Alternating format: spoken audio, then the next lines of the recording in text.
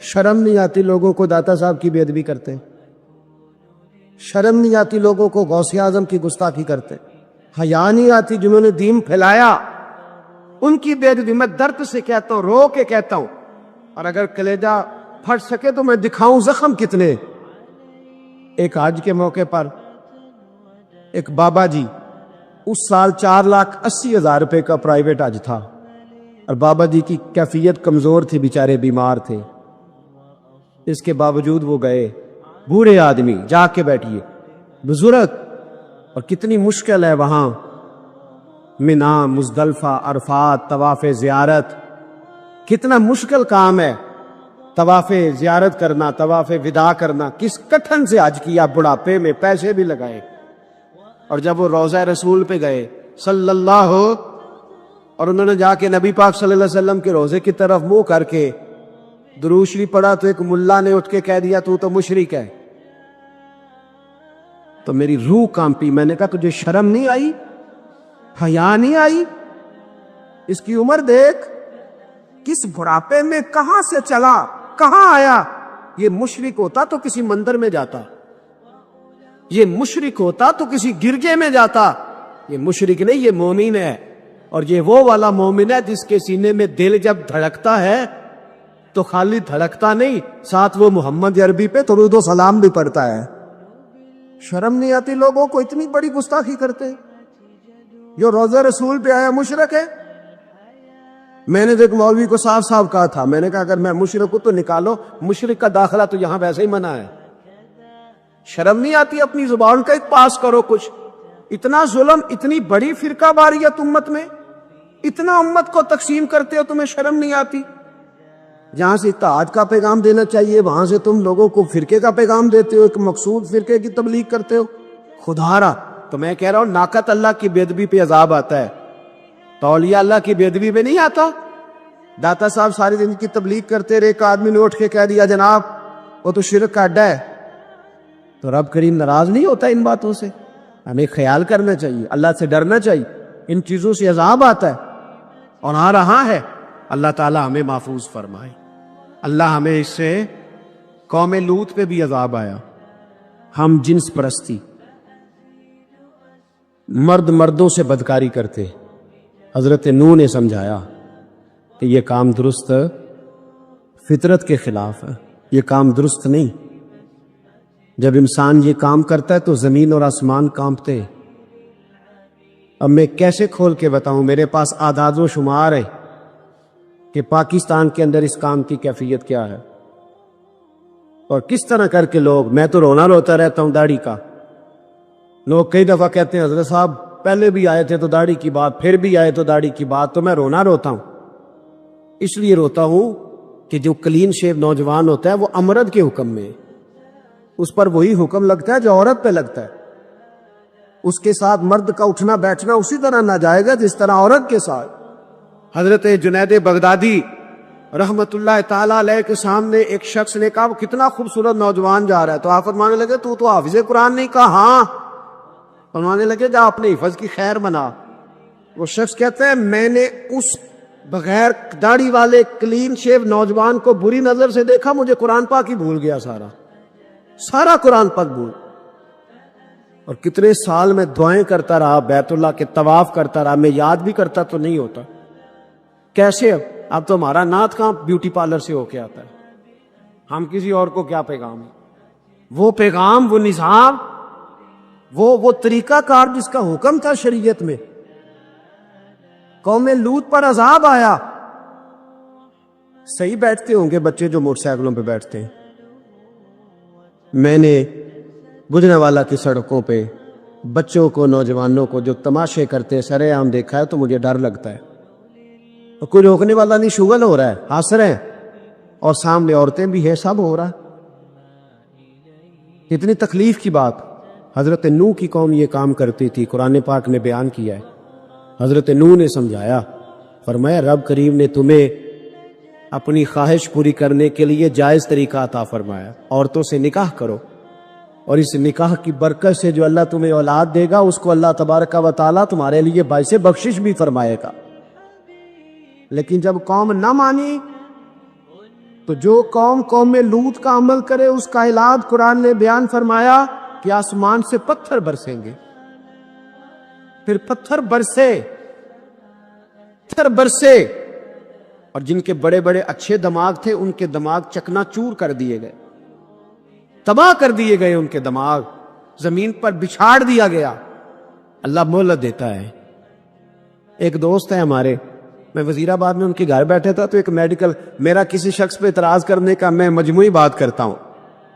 میں ایسے ڈاکٹروں کو جانتا ہوں جو اللہ تعالیٰ فضل کرے سچ مچ کے نیک ہیں، اچھے لوگ. اور قرآن مجید کی تاثیر کا یہ اثر میرے کریم رسول نے دکھایا کہ رات کو جب حضور بیٹھ کے قرآن پاک پڑھتے تھے نا،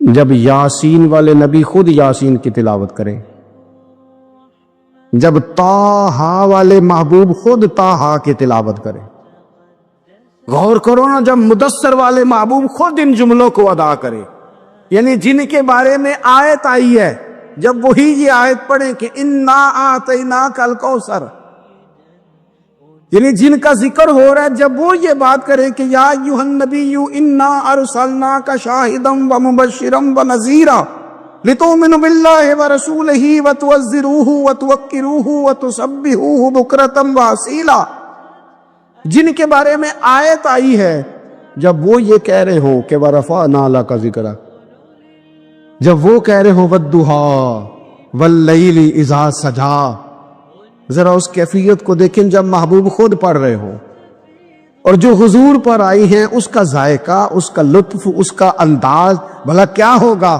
حضور جب رات کو پڑھتے تھے نا قرآن پاک تو جو پکے کافر تھے نا، ابو جہل جیسے لوگ، وہ بھی جھاڑیوں میں چھپ چھپ کے مدینے والے کی تلاوت سنا کرتے، حضور کی تلاوت سنا کرتے تھے. یہی بہتر ہے کہ پردوں میں وہ پردہ پوش رہے، وہ اگر پردے ہٹا دے تو کسے ہوش رہے. رسول کریم علیہ السلام کی تلاوت کا سننا، قریب جانا، یہ اعجاز ہے. حضرت فاروق اعظم کہتے ہیں میں طبیعت کا بڑا ڈاڈا تھا، مزاج کا بڑا سخت تھا، زندگی ہمیشہ ڈٹ کر گزاری، باتوں پر کھڑا رہنا آتا تھا، پر جب میری بہن نے مجھے چند آیتیں سنائی نا تو میں تڑپ ہی گیا. کروں آیا سمار مقامنے نو ان مینو مار دے لے چلو، اوے متے عمر دی عمر برباد ہو جائے جتھے عمر سوار دے لے چلو. یہ اعجاز ہے رسول کریم صلی اللہ تعالی علیہ وسلم پر نازل ہونے والی کتاب کا. پھر حضور نے خبریں دی، نبی پاک نے خبریں دی. حضور نے فرمایا روم فتح ہوگا، وہ ہوا. نبی کریم علیہ السلام نے فرمایا شام فتح ہوگا، تو شام فتح ہوا. فرمایا ایران فتح ہوگا، تو ایران فتح ہوا. سراقہ بن مالک کہتے ایک گاؤں پر بھی مسلمانوں کی حکومت نہیں تھی، ایک گاؤں پر. حضور مکہ مکرمہ سے نکل رہے تھے، مدینہ طیبہ تشریف لے جا رہے تھے، ابھی راستے میں تھے. میں 100 سرخ اونٹوں کے لالچ میں معاذ اللہ حضور کو گرفتار کرنے پہنچ گیا. محبوب نے حکم دیا، حضور کا معجزہ میں نے آنکھوں سے دیکھا، میرا گھوڑا زمین میں دھستا چلا گیا. میں نے معافی مانگی، حضور نے معاف کر دیا. میں نے سمجھا اچانک ہو گیا ہے. یہ منوانا بھی بڑا مشکل کام ہے. شجر و حجر پہچان گئے، انسان کی نظروں میں شاکی رہا. یہ کچھ ایسے لوگ ہیں جن کو منوانا توبہ توبہ، ماننے کو تیار نہیں، دیکھ دیکھ کے بھی ماننے کو تیار ہے نہیں، ماننے کو تیار ہی نہیں. کہتے ہیں کہ میں نے پھر چاہا آگے بڑھنا تو پھر زمین کے اندر میرے گھوڑے کے پیر دھنسنے لگے، پھر معافی مانگی. کریم تیرے معاف کرنے کی ادا پہ بھی قربان جائیں. یہ نہیں فرمایا کہ تو بار بار یوں ہی کرتا ہے، فرمایا معافی مانگتا ہے، جا میں نے معاف کیا. کہتے ہیں 3 دفعہ میں آگے بڑھا، 3 دفعہ حضور نے معاف کیا تو مسکرا کے فرمانے لگے تو یہاں مجھے گرفتار کرنے آیا ہے، وہ کیسر روم کا علاقہ فتح ہوگا. وہ کنگن جو پہنتا ہے نا ہاتھوں میں، بادشاہ کے کنگن معروف ہیں، وہ تیرے ہاتھوں میں آئیں گے. اللہ کرے آپ سمجھیں. یہ جو لوگ ڈری ڈری سہمی اور ہمارے بچے مایوسی کی معاذ اللہ باتیں کرتے ہیں، وہ دیکھیں حضور کس طرح کی گفتگو فرماتے ہیں. ابھی ایک گاؤں پر بھی اسلام کی حکومت نہیں، لیکن حضور کا خبر دینے کا انداز۔ کریم فرمانے لگے وہ کیسر روم کے جو کنگن ہوں گے وہ تیرے ہاتھوں میں آئیں گے۔ جناب سراقہ بن مالک فرماتے ہیں کہ میں مسلمان ہو گیا، حضور کا وصال ہو گیا، کنگن نہیں آئے۔ حضرت ابوبکر صدیق کا وصال ظاہری ہو گیا، کنگن نہیں آئے۔ جناب عمر کا دور آ گیا، سراقہ بوڑھے ہو گئے۔ کوئی بندہ پوچھتا نا کہ اب تو عمر ڈھل گئی ہے، زندگی کا پتہ نہیں، کہنے لگے نہیں میں نہیں جاتا، جب تک کنگن نہیں آتے اسرائیل کوئی نہیں آئیں گے، کیونکہ ساڈے نبی دی زبان ساڈے واسطے قرآن، جو دن کو کہہ دیا دن ہے تو دن نکل آیا، جو شب کو کہہ دیا شب ہے تو رات ہو کے رہی، اور خدا نے ان کی زبان کو وہ اختیار دیا، جو نکلی منہ سے ان کے وہ بات ہو کے رہی۔ اور فاضل بریلوی کا تو انداز ہی پھر انوکھا ہے نا، وہ تو کہتے ہیں وہ زبان جس کو سب کن کی کنجی کہے، جس کو سب کن کی کنجی کہے، اس کی نافذ حکومت پہ لاکھوں سلام۔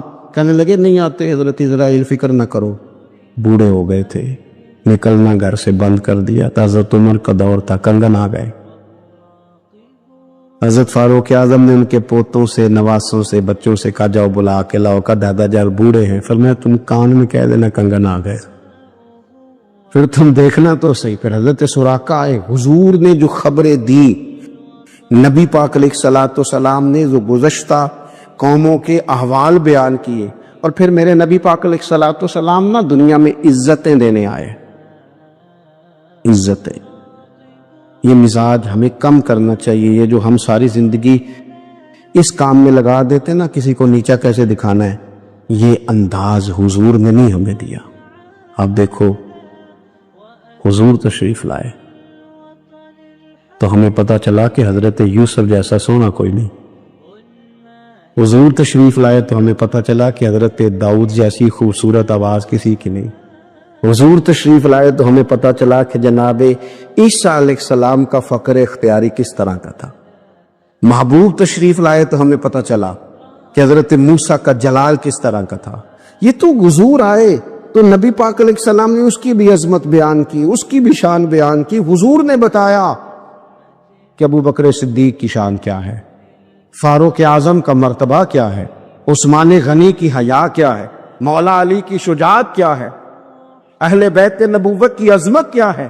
حضور آئے عزتیں دینے، ماں کو عزت دی مدینے والے رسول میں، کہا جس کا باپ راضی ہو گیا اس کا رب راضی ہو گیا، فرمایا جو 2 بیٹیاں 3 بیٹیاں 4 بیٹی بہنیں یا ایک بیٹی یا بہن بیاہ کے آ گیا نا، اس طرح میری 2 انگلیاں جڑی ہوئی ہے، میرے ساتھ جڑ کے جنت میں جائے گا۔ رسول کریم صلی اللہ تعالی وسلم نے عزت دی، عزت دی۔ حضور عزتیں دینے، کوئی اعزاز نہیں، ان پڑھ بندہ ہے، سادہ ہے، غریب ہے، مزدوری کرتا ہے، ہاتھوں پہ چھالے، یا رسول اللہ اس کا بھی کوئی اعزاز ہے؟ قربان جائیں، میرے کریم نے عزت دی، فرمایا محنت کر کے روزی کمانے والا تو اللہ کا دوست ہے،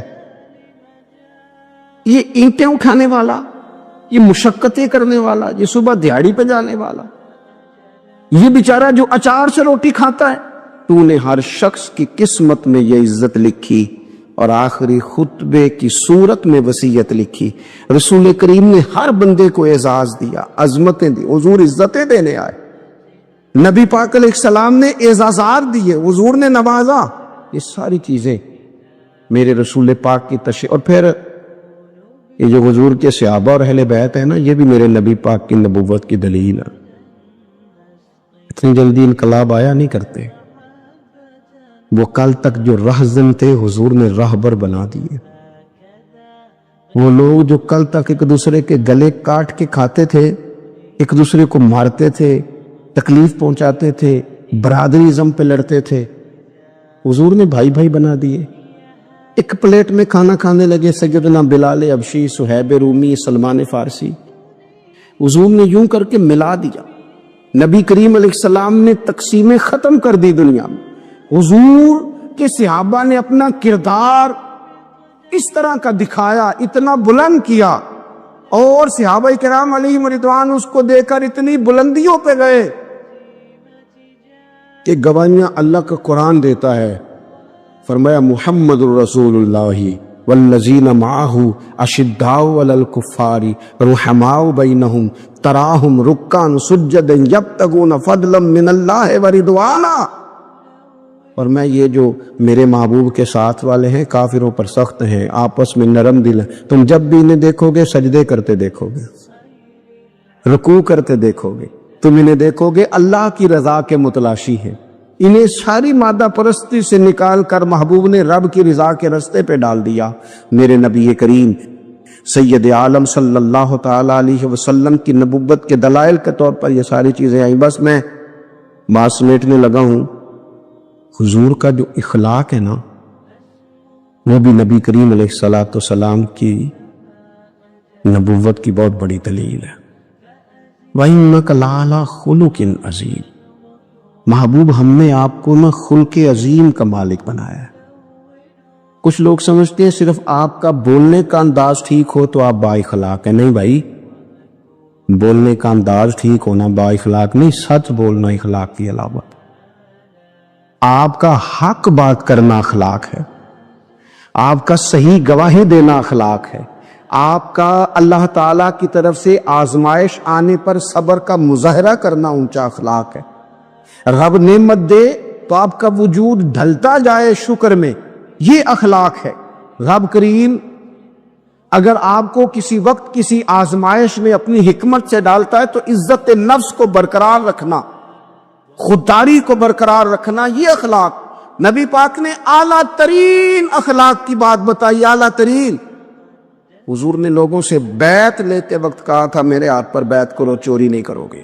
نبی پاک علیہ السلام نے مختلف امور پر بیعت لی. حضرت حکیم بن حزام کہتے ہیں حضور نے میرے ہاتھ پہ ہاتھ رکھ کے کہا میرے ہاتھ پہ ہاتھ رکھ کے بیعت کرو کہ کسی دنیا دار سے سوال نہیں کرو گے، خودداری سے زندگی گزارو گے، عزت نفس سے.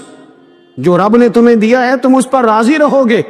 لوگوں کی جیبوں کو ٹٹولنا، دوسروں کی دولتوں پہ راج کرنا، دوسروں کے مال پر نگاہیں ڈالنا اللہ کے حبیب نے پسند نہیں فرمایا. فرمایا بیعت کرو کہ تم کبھی کسی سے سوال نہیں کرو گے. حد ہو گئی. نبھانے والوں نے پھر اس عہد کو نبھایا اور کمال کر دی. حضرت حکیم بن حزام گھوڑے پہ بیٹھے تھے، ہاتھ میں درہ تھا، وہ زمین پہ گر گیا. قریب غلام کھڑا تھا. حضرت حکیم بن حزام خود گھوڑے سے اترے، درہ اٹھایا، دوبارہ گھوڑے پہ بیٹھے. غلام عرض کرنے لگا حضور مجھے بتا دیتے میں اٹھا کر دے دیتا.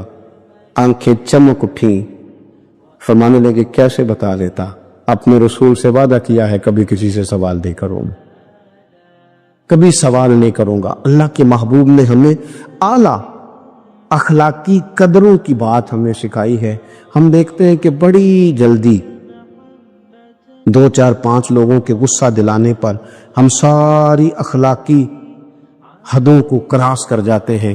دوستو ہمارا ایک ویژن ہونا چاہیے، ہمارے ذاتی رویے بڑے معتبر ہونے چاہیے. لین دین کے معاملات کے اندر مسلمانوں کو بڑا صاف ستھرا ہونا چاہیے. ہمیں اپنی معاشی زندگی میں روزمرہ کے معاملات میں ہماری توجہات کا مرکز صرف اللہ رسول کی ذات ہونی چاہیے. رب کریم نے اپنی حکمت سے کسی کو کتنا دیا ہے یہ اس کی حکمت کے تقاضے ہیں. ہمیں اس نے جس رنگ میں جس حال میں رکھا ہے ہمیں اپنے رب کی رضا پر بہت زیادہ مطمئن ہونا چاہیے. اچھا پھر ایک اور بات، جن چیزوں کو ہم نے دکھ بنایا ہے نا یہ تو وہاں دکھ تھا ہی نہیں. مہینہ مہینہ چولہا نہیں جلا، لیکن کسی جگہ اظہار غربت ہے. حضور کی اولاد پاک کا، یہاں صاحب کا، یہاں ازواج کا مہینہ مہینہ چولہا نہیں جلا. لیکن یہ اخلاق عالیہ کا حسن دیکھو. اپنے گھر مہینہ مہینہ چولہا نہیں جلا، جو مانگنے آیا اسے جھولی بھر کے عطا فرمایا، کوئی دروازے سے خالی نہیں گیا. عزیز بھائی، اگر زندگی میں اخلاقی قدریں ہم اپنا لیں اور ہم تھوڑا تھوڑا کر کے اپنے آپ کو تبدیل کریں، ساری زندگی توجہ رہی کہ فلاں کیا کر رہا ہے، فلاں کیا کر رہا ہے، تھوڑا سا گردن کو جھکا کے اپنے اوپر توجہ ڈالیں، اپنے آپ کو وقت دیں. حضور کے اخلاق عالیہ کی روشنی میں، تعلیمات حسنہ کی روشنی میں ہم اپنے کردار و عمل پر تھوڑی توجہ دیں. اس وقت بہت بڑی تعداد میں امت مسلمہ ہے، اور ایسا نہیں ہے کہ دولت نہیں ہے، دولت سے بھی سرشار ہے۔ ہمارے ہاں بڑے بڑے انجینئر ہیں، بڑے بڑے ڈاکٹر ہیں، لیکچرار ہیں، ہمارے پاس بڑے بڑے ہاسپٹل ہیں، بڑا کچھ ہے، لیکن کردار و عمل کے بادشاہ اپنی زندگی تقوی کی روشنی میں گزارنے والے ان لوگوں کی تعداد کم ہے۔ اگر کوئی آج بھی سارے کام نیک کرے لیکن جائیداد میں سے بیٹی کا حق رکھ جائے تو پھر اس نے کیا میلاد منایا؟ اگر آج بھی جو 2-4 لوگ بیچارے اس کے زیر دست ہیں، ملازمین ہیں، ان کے ساتھ اس کا رویہ انتہائی سخت ہو تو اس نے کیا میلاد منایا؟ اگر آج بھی وہ برادری ازم کی بنیاد پر دوستیاں کرے اور چھوٹے بڑے کی وہ تقسیم رکھے، جسے حضور نے فرمایا کہ قبیلے تو تعارف کے لیے، ورنہ کسی عربی کو اجمی پر، گورے کو کالے پر کوئی فضیلت نہیں۔ اگر کوئی آج بھی اس برادری ازم کا قائل ہے پھر اس نے کیا میلاد منایا؟ اگر کوئی شخص آج بھی اپنے آپ کو مادہ پرستی میں پوری طرح دھکیل چکا ہے اور رضا الہی کا مسافر نہیں بنا تو اس نے کیا میلاد منایا؟ اپنی طبیعتوں میں روحانی تبدیلی اور وہ خاص افکار جو حضور اپنے غلاموں میں پیدا فرماتے، ان افکار کو پیدا کرنا، سوچوں کو بدلنا، سوچوں کو۔ نبی کریم صلی اللہ تعالی علیہ وسلم امی ہیں، لیکن حضور نے کائنات کے رازوں سے پردے ہٹا دیے، نبی کریم نے جینے کے سلیقے بتا دیے، حضور نے ہر شخص کو اس کے مقصد حیات سے آگاہ کر دیا۔ نبی کریم علیہ السلام نے وہ فلسفہ حیات بیان کیا کہ لوگوں کو صرف جینے میں ہی مزہ نہیں آیا، مرنے میں بھی مزہ آنے لگا۔ لوگ آگے بڑھ بڑھ کے جانیں پیش کرنے لگے، اپنی اولادیں قربان کر، جو فلسفیوں سے کھل نہ سکا اور نکتہ بروں سے حل نہ ہوا، وہ راز ایک طیبہ والے نے بتلا دیا چند اشاروں میں۔ حضور سید عالم علیہ السلام فرماتے ہیں اللہ حیا فرماتا ہے کہ اس کا بندہ اس کے سامنے ہاتھ پھیلائے اور اللہ اس کے ہاتھوں کو خالی واپس کر دے۔ اللہ حیا فرماتا ہے۔ کیا معنی ہے؟ کہ اللہ تبارک و تعالی لحاظ کرتا ہے اس بات کا کہ اس بندے کی امید نہ ٹوٹ جائے، رب کی بارگاہ سے جو اس کی توقع ہے وہ توقع نہ ختم ہو جائے۔ نبی پاک صلی اللہ تعالی علیہ وسلم نے فرمایا رب حیا کرتا ہے، اور ایک مقام پہ حضور نے فرمایا جب سفید داڑھی والا مسلمان قبر میں جاتا ہے تو اللہ فرشتوں سے فرماتا ہے اسے عذاب نہ دینا، مجھے حیا آتی ہے۔ لیکن اگلے لفظ جو حضور نے بیان فرمائے وہ سمجھنے والے ہیں، فرمایا رب کہتا ہے مجھے حیا آتی ہے، تو بندے کو بھی تو حیا کرنا چاہیے، اس کو بھی حیا کرنا چاہیے کہ کوئی تو موقع ایسا ہو جب میں کوتاہیوں سے بچوں، اپنے مالک سے حیا کرنا۔ جب ہم لوگوں کے بیچ ہوتے ہیں تو لوگوں سے حیا کرتے ہیں۔ حضرت عثمان غنی رضی اللہ تعالیٰ عنہ غسل خانے کی 4 دیواری کے اندر بھی غسل کرتے تھے تو تہمت باندھ کے۔ تو گھر والوں نے یہ کسی نے پوچھا کہ حضور غسل خانہ چاروں جانب سے بند ہے اور اس کے اوپر چھت ہے اور آپ اس میں غسل کر رہے ہیں تو پھر بھی آپ تہمت کے ساتھ، اور بڑا سمٹ کے اور بڑا کونے میں بیٹھ کے۔ تو آپ فرمانے لگے جب لوگوں کے بیچ ہوتا ہوں تو لوگوں سے حیا کرتا ہوں، جب تنہا ہوتا ہوں تو رب سے حیا کرتا ہوں۔ حضرت امام اعظم ابو حنیفہ گھر کی 4 دیواری میں بھی ننگے سر نہیں بیٹھتے تھے، ٹانگیں پھیلا کے نہیں بیٹھتے تھے، فرماتے تھے سوتے وقت یہ کام کروں گا، میں گھر میں بھی وہ لہجہ اختیار نہیں کرنا چاہتا، اس لیے کہ میں اس رب کا ماننے والا ہوں جو حی و قیوم، جو ہر جگہ دیکھتا ہے، رب سے بھی حیا۔ اور آپ کو پتہ ہے ہمارے صوفیاء نے فرمایا ہے کہ سب سے زیادہ اللہ سے وہ بندہ حیا کرتا ہے جو اپنے خیالات پر کنٹرول کرتا ہے، اپنے جذبات پر کنٹرول کرتا ہے، جو وسوسوں کو نہیں آنے دیتا، جو اپنی طبیعت میں کوشش کرتا ہے کہ اچھے خیالات ہی رہیں، وسوسے آئیں تو جھٹک دیے جائیں، اس لیے کہ وہ نبی پاک علیہ السلام کا جو فرمان موجود ہے نا کہ رب نہ تمہاری جیبیں دیکھتا ہے نہ صورتیں دیکھتا ہے، وہ جب دیکھتا ہے تمہارا دل دیکھتا ہے۔ تو وہ حیا کرتے ہیں کہ دل میں کوئی ایسا خیال آئے جو غلط ہو، برا ہو، گندا ہو، چونکہ مالک نے دیکھنا ہے، وہ اس لیے خانہ دل کو صاف رکھتے. لیکن نا کوئی مہمان گھر میں آتا ہے تو لوگ فٹافٹ صفائی نہیں کرتے، چیزیں نہیں اٹھاتے کہ وہ کیا سوچے گا، یہ کتنے میلے کچیلے ہیں. وہ کہ مہمان نے دیکھنا ہے، اور جس دل کو رب رحمان نے دیکھنا ہے اس کی صفائی رکھنا کہ اس میں گندے برے خیالات، ہرس، ہوس، لالچ، حسد، بغض، کینہ، عداوت، بددیانتی، بدگمانی یہ موجود نہ ہو، جو کہ رب نے دیکھنا. اللہ کے پیارے رسول صلی اللہ تعالی علیہ وسلم نے فرمایا اللہ تعالیٰ سے حیا کرو جس طرح حیا کرنے کا حق ہے. تو صحابہ کہتے ہیں ہم نے عرض کی یا رسول اللہ صلی اللہ تعالی علیہ وسلم الحمدللہ ہم اللہ سے حیا کرتے ہیں. تو حضور نے فرمایا حیا کا وہ معنی نہیں جو تم نے سمجھا ہے. تو یا رسول اللہ پھر سمجھا دیں کیا معنی ہے حیا کا. تو نبی پاک علیہ السلام فرمانے لگے اللہ سے حیا کا حق یہ ہے کہ تم اپنے سر میں جو موجود افکار ہیں ان کی حفاظت کرو، اپنی سوچوں کی حفاظت کرو، پھر تم نے اللہ سے حیا کی.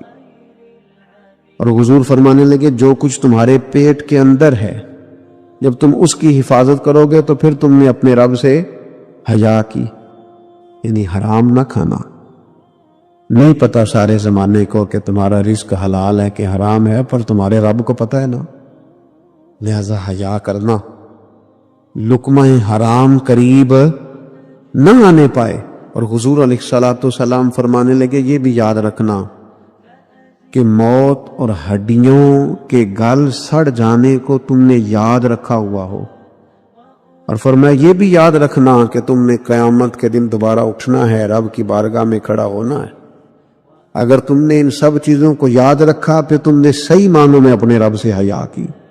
اور اگر تم نے یہ بھلا دیا ہے اور بس ٹھیک ہے دوڑ کے آئے، نماز پڑھ لی، اور جناب محفل میلاد میں جانے کا وقت آیا تو کہیں سے ادھار ٹوپی لے کے سر پہ اوڑھ لی اور لباس جو ہے وہ شلوار قمیض والا نکل آیا اور لہجہ بدل گیا، تو پھر کچھ ظاہری طور پر تو چیزیں بہتر کی لیکن حقیقی معنوں میں اپنے رب سے حیا نہیں کی. حضور فرماتے ہیں کچھ لوگ تہامہ پہاڑ جتنی نیکیاں لے کے آئیں گے قیامت کے دن، لیکن وہ اللہ ہوا میں اڑا دے گا. کیوں؟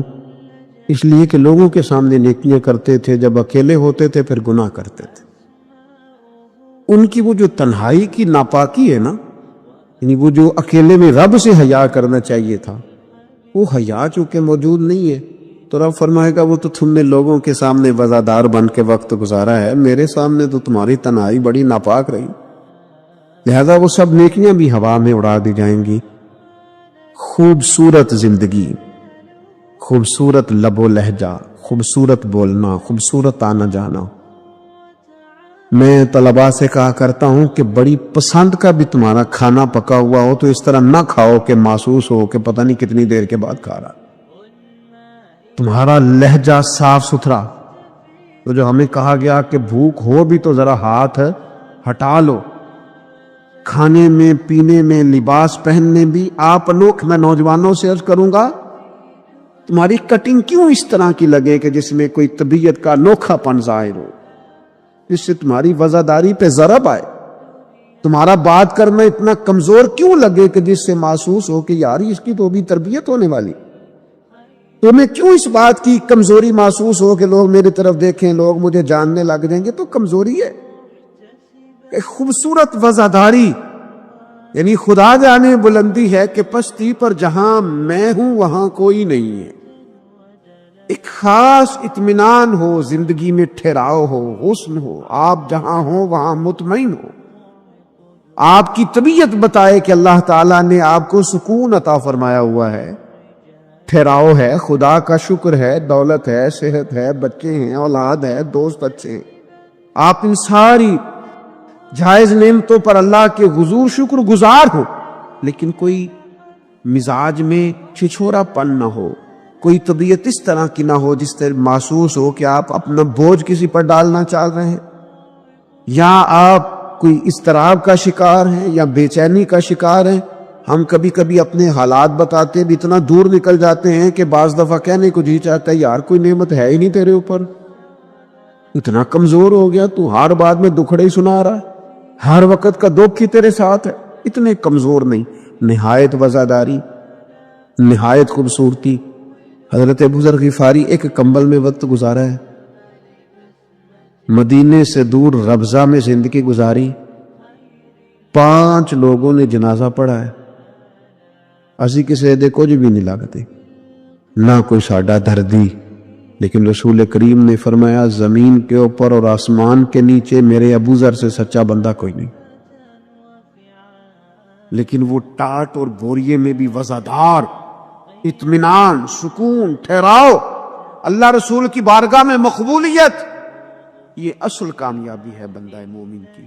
نبی پاک علیہ السلام نے صحابہ سے پوچھا کہ وہ کون سا درخت ہے جس کی مثال مومن کی طرح ہے؟ تو حضرت عبداللہ ابن عمر فرماتے ہیں مجھے سوال کا جواب آتا تھا کہ وہ کھجور کا درخت ہے. لیکن چونکہ حضرت عمر بیٹھے تھے میرے والد، چونکہ حضرت صدیق اکبر بیٹھے تھے، چونکہ حضرت عثمان غنی بیٹھے تھے، چونکہ علم و حکمت کے تاجور مولا علی بیٹھے تھے، مجھے جواب آتا تھا. لیکن حضرت عبداللہ ابن عمر فرماتے ہیں حیا مانے تھی. حیا نے مجھے منع کیا کہ اتنے بزرگ بیٹھے ہوں اور تو جواب دیتا پھرے. ہمارے مفسرین کرام نے یہاں لکھا ہے کہ اساتذہ اور مشائخ کی موجودگی میں علم بتانا بھی منع ہے. آپ کے بڑے بیٹھے ہوں، آپ تقریر کرنے سے بھی لحاظ کریں. آپ وہاں کوئی مسئلہ نہیں بیان کریں. یہاں تو بڑے معاملات اور ہو جاتے ہیں. ہمیں اپنے بزرگوں کے سامنے ایک خاص وزاداری وہ بندے کو خوبصورت کرتی ہے. حضرت عباس حضور کے چچا ہیں، ان کے بیٹے جناب عبداللہ ابن عباس فرماتے ہیں میرے والد سے کسی نے پوچھا تھا آپ بڑے ہیں کہ نبی پاک؟ تو بڑی سادی سی بات ہے، چچا بڑا ہی ہوتا ہے عمر میں. آپ بڑے ہیں کہ نبی پاک؟ تو یہ وزاداری ہے، یہ کمال وزاداری ہے. یہ ان لوگوں کا طریقہ ہے جو بڑے رسیلے سجیلے، جو بڑے خوبصورت لوگ ہوتے ہیں، جن کے لہجوں سے لفظ نہیں شہد ٹپکتا ہے. حضرت عباس رضی اللہ تعالیٰ عنہ فرمانے لگے کیا کہا تم نے؟ میں بڑا ہوں کہ حضور؟ فرمانے لگے بڑے تو حضور ہی ہیں، پیدا پہلے میں ہوا تھا، ولادت پہلے میری ہوئی تھی، بڑے بہرحال وہی ہیں، پیدا پہلے میں ہوا تھا. یہ جو وزاداریاں ہیں، یہ جو خوبصورتیاں ہیں، یہ جو آپ کے مزاج کے اندر خوبصورتی ہے، یہ جو لہجے کے اندر حسن ہے، یہ ایک بڑا ضروری کام ہے. بہت سارے لوگ دینی لوگوں سے مسئلہ پوچھنے آتے ہیں، لیکن ان میں 60% لوگ وہ ہوتے ہیں جو مسئلہ پوچھنے نہیں آتے، مفتی صاحب کو مسئلہ بتانے آتے ہیں. میری طرح کا بندہ تو چونکہ ذرا جلدی قائل ہو جاتا ہے، وقت تھوڑا ہوتا ہے تو بہت سارا ٹائم نہیں دے پاتے. تو میں کہتا ہوں کہ آپ کے خیال میں جو مجھے کہنا چاہیے وہ آپ مجھے بتا دیں، میں آپ کو کہہ دیتا ہوں. کیونکہ آپ جو چاہ رہے ہیں وہ تو ہے آپ کی مرضی کا فتویٰ. تو مجھے آپ بتا دیں بھلا اس سوال کا جواب کیا ہونا چاہیے، میں آپ کو بتا دیتا ہوں. لیکن اگر آپ مجھ سے پوچھنے آئے ہیں تو پھر آپ حوصلہ کریں، پھر دین جو بات کہتا ہے وہ مجھے بیان کرنے دیں، پھر مرضی کا فتویٰ حاصل نہ کریں، پھر ذرا رکیں. اور یہی حالت بہت سارے اللہ ماشاءاللہ شاگردوں کی ہوتی ہے. ان کا خیال ہوتا ہے استاد میری مرضی کے حساب سے تعلیم دے. مریدین کا خیال ہوتا ہے کہ شیخ اس طرح کر کے چلے. تو بھئی تیری شرطوں پہ ہی کرنا ہے، اگر تجھ کو قبول تو یہ سہولت تو مجھے سارا جہاں دیتا ہے. اگر تیری شرطوں پہ تو نے آنا ہے کہ میرے پاس یہ ٹائم ہے تو اس ٹائم آؤں گا، تو میں اس وقت پسند کرتا ہوں تو میں اس وقت آؤں گا، تو آپ اگر یہ کہیں گے تو پھر میں یہ تیری شرطوں پہ ہی کرنا ہے، اگر تجھ کو قبول، یہ سہولت تو مجھے سارا جہاں دیتا ہے. پھر تو ٹھیک ہے. اگر ہم نے کچھ لوگ کچھ دو کی پالیسی پہ ہی تعلق بنانا ہے تو پھر استادی شاگردی تو نہ ہوئی، پھر تو ٹھیک ہو گیا. پھر یارانے کریں گے، دوستیاں کریں گے. اس طرح کے لوگ تو ڈھیروں مل جاتے. اپنی زندگی کے اندر وزاداری، خوبصورتی، ٹھہراؤ، لہجے کے اندر حسن، مزاج کے اندر ایک کمال. حضرت امام مالک رحمت اللہ علیہ کو کسی بات پر امام اعظم نے بڑا ڈانٹ دیا، شاگرد تھے، بڑا ڈانٹ دیا، سخت ڈانٹا. اور اس کے بعد بھی وقفے سے کبھی کوئی ایسی بات ہوتی تو امام صاحب کہتے ہیں میری طبیعت سے وہ غصہ نہ جاتا کہ یار اس نے ایسا کیوں کیا. کچھ عرصے کے بعد جا کے وہ بات کھلی کہ جس بات پر امام ابو مالک کو ڈانٹا ہے ان کی تو غلطی نہیں تھی، دوسرے کلاس فیلو کی غلطی تھی، انہوں نے تو یہ بات کہی نہیں، تو کسی اور نے کہی تھی اور نام ان کا لگ گیا۔ بچے کر دیتے ہیں نا، شرارت کسی نے کی، نام کسی۔ تو امام اعظم ابو حنیفہ رحمۃ اللہ علیہ امام مالک سے کہنے لگے بیٹا تم نے بتایا کیوں نہیں، اتنی ڈانٹ کھا لی؟ حضرت امام مالک نے سر جھکا لیا، کہنے لگے حضور لوگوں کے جسموں پر لوگوں کا احسان ہوتا ہے، میری تو سانسوں پر بھی تیرا احسان ہے، میری سانسیں بھی تیری مقروض ہیں۔ یہ جو لوگ مالک کو جانتے ہیں یہ اس نسبت سے جانتے ہیں کہ یہ ابو حنیفہ کی گلی میں آتا جاتا ہے، سونےاں زندگی میں جتنا نام اور عروج پایا تیرے صدقے پایا، 4 جھڑکیاں نہ سہ سکتا تیرے نام پر، میں نے پسند نہیں کیا۔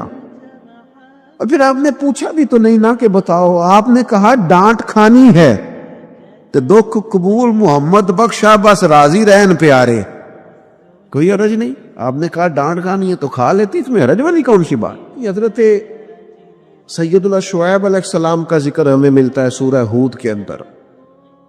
حضرت شعیب اپنی قوم کو منع کر رہے، کیا کہہ رہے؟ ناپ تول پورا کرو، نا انصافی نہ کرو، لوگوں کا حق نہ مارو، یہ خیر کی دعوت۔ قوم جواب میں کیا کہتی ہے؟ سورہ ہود پڑھیے، وہ کہتے ہیں ہمیں نہیں سمجھ میں آتی آپ کی باتیں،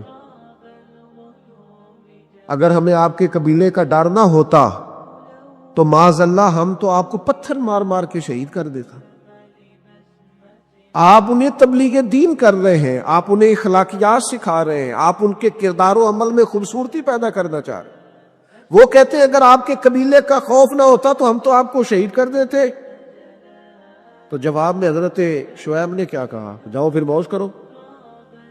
انہوں نے کہا ایسی قوم کو تبلیغ کروں جو پتھر مارنے کی بات کرتی ہے؟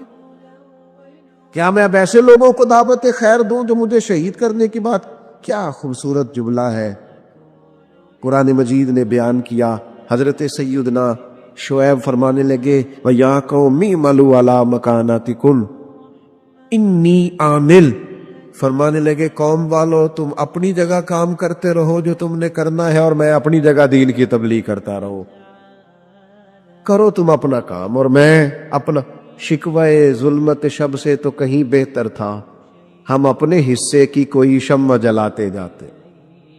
دوستو لوگ تو تادہ زدی کریں گے، ایک خاص بات کرنی ہے آپ سے۔ ایک دانشور نے مجھے تو بڑا تڑپایا ہے، ہو سکتا ہے آپ بھی تڑپ جائیں، دیکھا ہے جو کچھ میں نے اوروں کو بھی دکھلا دیں۔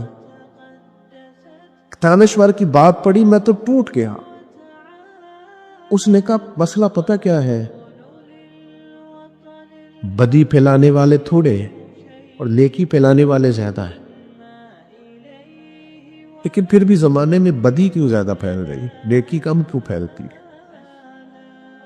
تعداد نیکی پھیلانے والوں کی زیادہ ہے، بدی پھیلانے والوں کی کم ہے، لیکن سوسائٹی میں چلن بدی کا کیوں عام ہے؟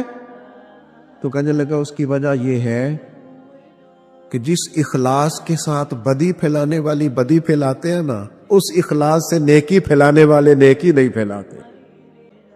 آج کل آپ یقین کریں بعض وضعدار لوگ بھی سوشل میڈیا پہ وہ حرکتیں کرتے ہیں مشہور ہونے کے لیے جو چہرہ دیکھ کے لگتا ہے کہ یار تجھے تو یہ زیبا نہیں تھا، تجھے تو یہ نہیں کرنا چاہیے تھا، خدا مجھے ایسی خدائی نہ دے کہ اپنے سوا کچھ دکھائی نہ دے۔ اپنے آپ کو بدلنا، اپنے اندر تبدیلی، ایسا ہونا چاہیے، مومن کی شان ہونی چاہیے کہ وہ کبھی کسی دکھی کو دیکھے تو اسے دکھ ہو، کسی آزمائش والے کو دیکھے تو اسے پریشانی ہو۔ مومن کا دل نرم ہونا چاہیے، وہ کسی شخص کی طرف دیکھے تو اسے احساس پیدا ہو۔ یہ کیا بات ہوئی کہ وہ جناب ساری آزمائشیں دیکھتا رہے، دکھ دیکھتا رہے اور اپنی موج میں بھی لگا رہے؟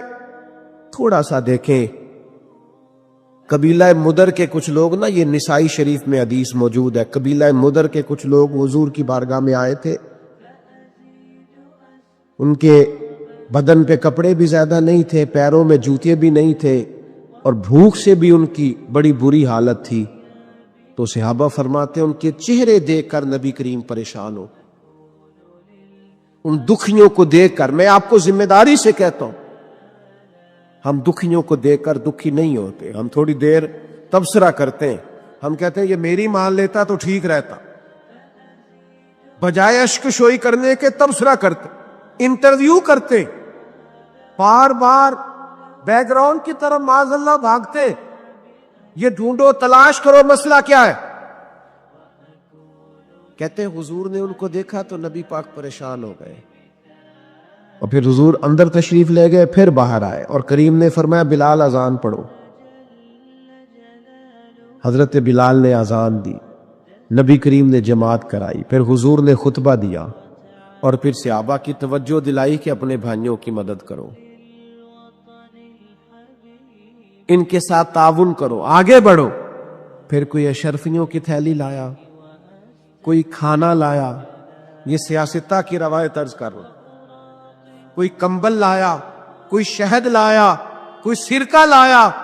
حدیث کے لفظ یہ ہے کہ وہ غریب جب کھانا لے کر چیزیں پا کر وہ غریب خوش ہو گئے تو میرے نبی پاک کا چہرہ بھی خوشی سے جگمگا اٹھا، حضور بھی راضی ہو گئے کہ ان غریبوں کا بھلا ہو گیا، ان کے لیے آسانی ہوگی۔ بھائی آپ اشک شوئی کر کے خوش ہو، دکھوں کا مداوع کر کے راضی ہو، ہم گردنیں جھکا کے راضی ہوتے ہیں۔ ہم کہتے ہیں پھر پتہ لگا سنا کیتیاں سنا معذرتاں میرے کو لو، پھر اتنے منگیاں سنا معافیاں، یہ کوئی مزے کی بات ہے؟ یہ کوئی لطف کی بات ہے؟ گردنیں جھکا کے خوش ہو رہے۔ حضور کے سامنے تو جب قریش مکہ نے فتح مکہ کے دن گردنیں جھکا دی تھی نا، اس دن بھی میرے کریم نے فرمایا تھا جاؤ تم سے دوسری بات ہی کوئی نہیں کرنی، تمہارے ظلموں کا کوئی صفحہ الٹنا ہی نہیں، جاؤ میں نے تمہیں معاف کیا۔ تو یاد رکھیے گا کہ اللہ تبارک و تعالیٰ نے نبی پاک علیہ الصلوۃ والسلام کو اس دور میں مبعوث فرمایا جب چاروں طرف آزمائش تھی، گھٹن تھی، پریشانی تھی، تکلیف تھی، لوگ بہت سخت آزمائش کا شکار تھے۔ تو ظاہر ہے بڑی جلدی تو انہوں نے ٹھیک ہونا نہیں تھا، بڑی جلدی تو ساری چیزیں بدل نہیں جایا کرتی۔ تو اللہ تعالیٰ نے پھر اپنے نبی کو بڑی عظیم شانیں عطا فرمائی، اور ایک مقام پہ قرآن مجید نے ارشاد فرمایا کہ فَبِمَا رَحْمَةٍ مِّنَ اللَّهِ لِنْتَ لَهُمْ، اے محبوب اللہ کا کیسا فضل ہوا، رب کی کیسی مہربانی ہوئی کہ آپ اپنے غلاموں کے لیے نرم دل ہو گئے۔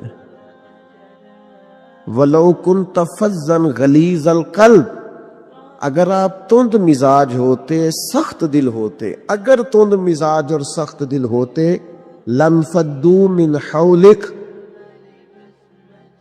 تو یہ آپ کے گرد سے پریشان ہو کر بکھر جاتے۔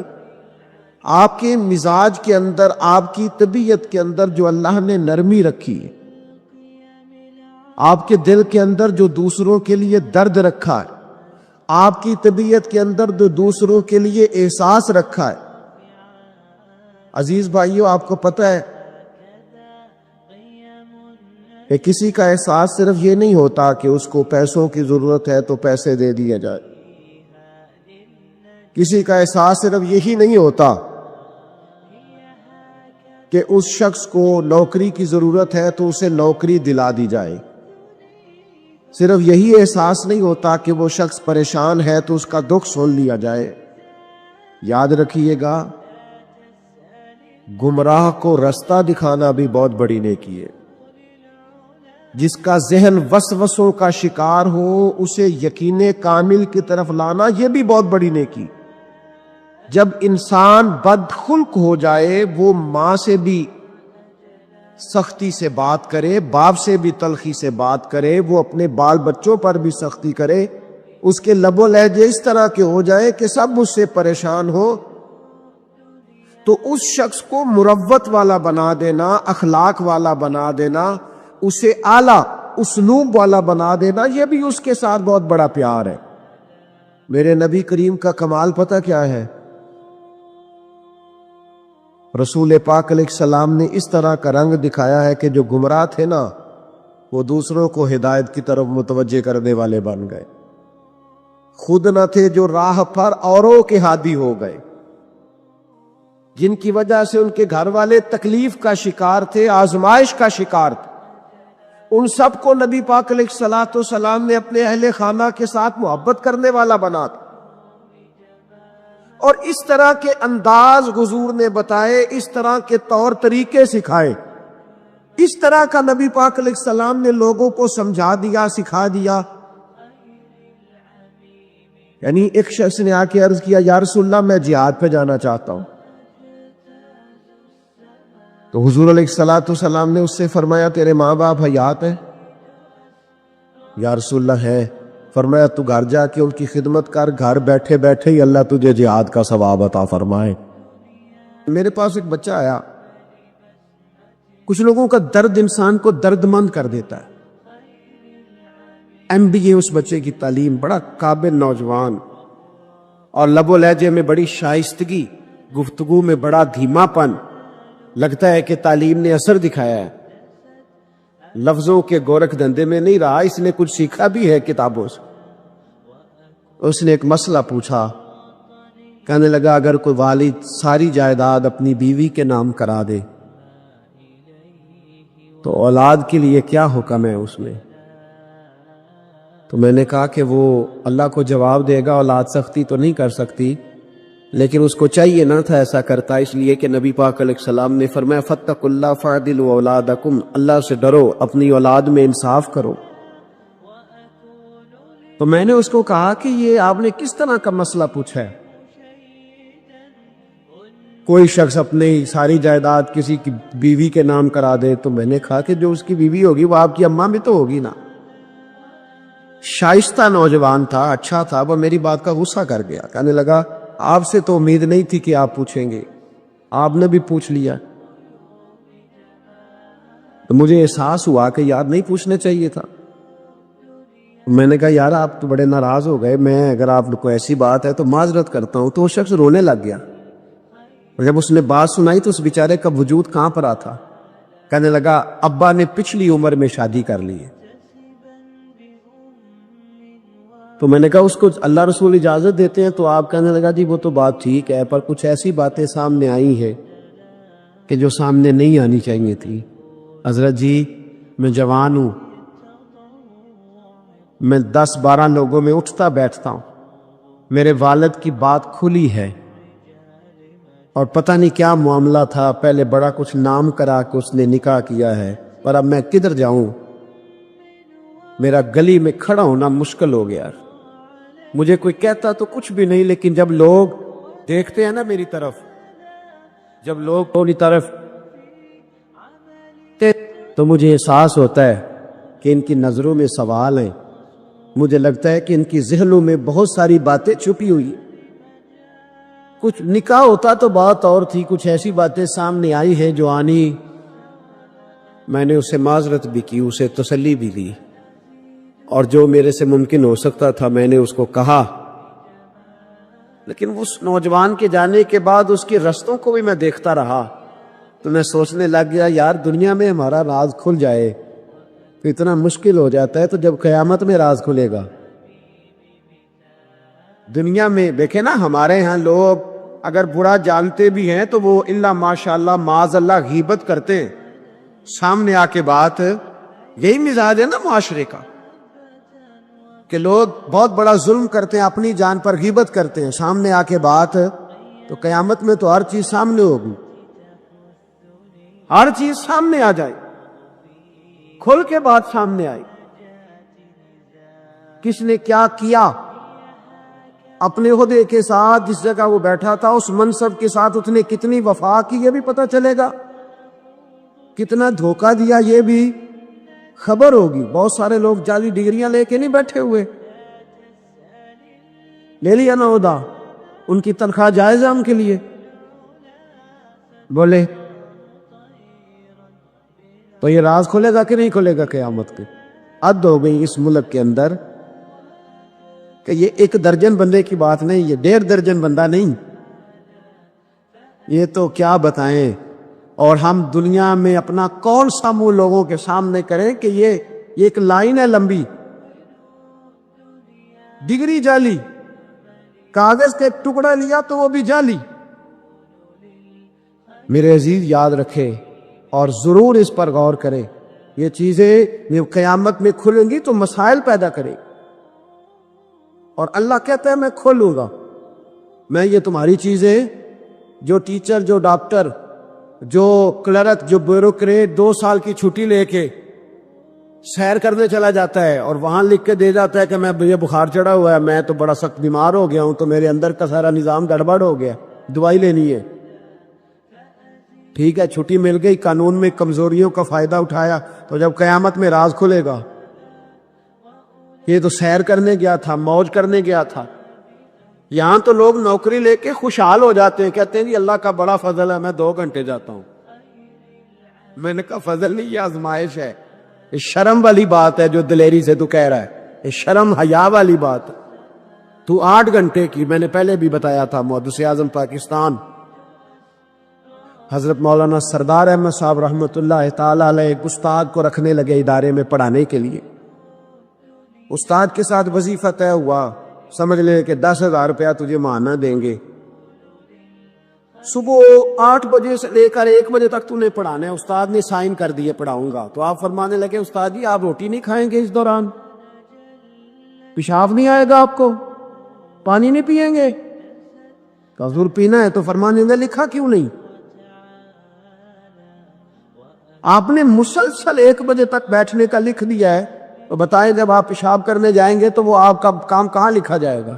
آپ نے لکھ کے دیا ہے کہ میں اتنی ڈیوٹی کروں گا، تو آپ کو سمجھنا چاہیے تھا، کہنا چاہیے تھا کہ میں روٹی بھی کھاؤں گا، پانی بھی پیوں گا، اگر پڑھاتے تھک جاؤں گا تو تکیے پہ لیٹوں گا بھی۔ کیوں آپ نے یہ معاہدہ ایسا کیا؟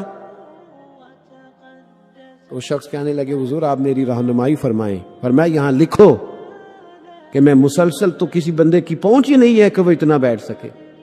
تو ہمارے ہاں جب یہ چیزیں قیامت میں کھلیں گی تو کیا بنے گا؟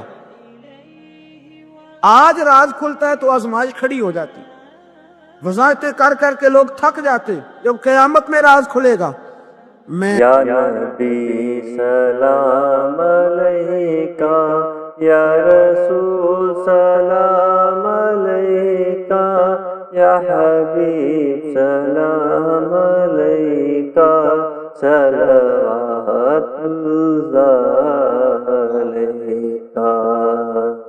یا نبی سلام علیکہ، یا رسول سلام علیکہ، یا حبیب سلام علیکہ، صلوات اللہ علیکہ۔